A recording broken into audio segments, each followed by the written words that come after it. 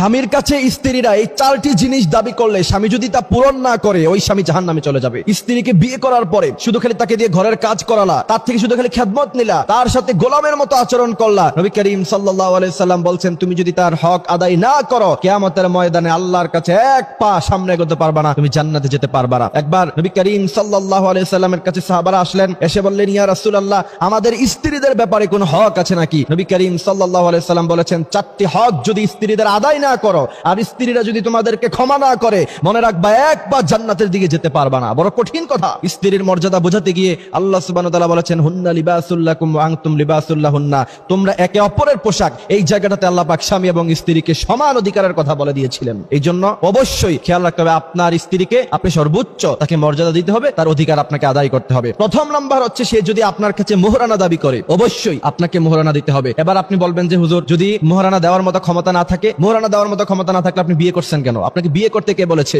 আপনার স্ত্রী যদি আপনার কাছে মোহরানা দাবি করে অবশ্যই আপনি তাকে মোহরানা বুঝিয়ে দিতে হবে, আর না হলে আল্লাহর কাছে আপনাকে তার জন্য জবাবদিহিতা করতে হবে। এই জায়গাতে এসে আপনার কাছে যদি একান্তভাবে মোহরানা দেওয়ার মতো সক্ষমতা, সেই সম্পদ যদি আপনার কাছে না থাকে তাহলে আপনি বেশি থেকে বেশি যেটা করতে পারেন অত্যন্ত বড় নম্র ভাষায় তার থেকে আপনি ক্ষমা চেয়ে নিতে পারেন। তবে কোন স্ত্রী যদি ক্ষমা না করে আপনি কিন্তু কোনোদিন ক্ষমা পাবেন না। এই জন্য তাকে ভালোবাসা দিয়ে আদর দিয়ে তার থেকে আপনি ক্ষমা চেয়ে নিতে পারেন। তবে আপনার যদি সামর্থ্য থাকে, সম্পদ থাকে, এরপরেও যদি আপনি তার কাছে ক্ষমা চাইতে যান তাহলে সে কিন্তু ক্ষমা না করলে কোনোভাবে আল্লাহর কাছে আপনি কোনোদিন পার পাবেন না। অবশ্যই আপনাকে মোহরানা আদায় করতে হবে। এরপরে নবী করিম সাল্লাল্লাহু আলাইহি ওয়াসাল্লাম বলেছেন দ্বিতীয় নাম্বার স্ত্রীর হক হলো তা যদি তোমরা আদায় না করো কিয়ামতের মাঠে আল্লাহ সুবহানাহু ওয়া তাআলা তোমাদেরকে জান্নাত দিবেন না। সেই বিষয়টা হচ্ছে তুমি যেই দামের কাপড় পরো তোমার স্ত্রীকেও তুমি সেই দামের কাপড় পরাতে হবে। আপনি দামি দামি ব্র্যান্ডের কাপড় পরলেন, দামি দামি ব্র্যান্ডের জুতা পরলেন, কিন্তু স্ত্রীকে কাপড় কিনে দেওয়ার সময় 500 টাকা দামের, 200 টাকা দামের, 300 টাকা দামের থ্রি পিস তার জন্য কিনলেন, কম দামি বোরকা কিনলেন, কম দামি জুতা কিনলেন, আর অপর দিকে আপনি দামি দামি জুতা, কাপড়, পাঞ্জাবি, টুপি ইউজ করলেন। মনে রাখবেন আল্লাহ সুবহানাহু ওয়া তাআলার কাছে আপনাকে জবাবদিহিতা করতে হবে। আপনি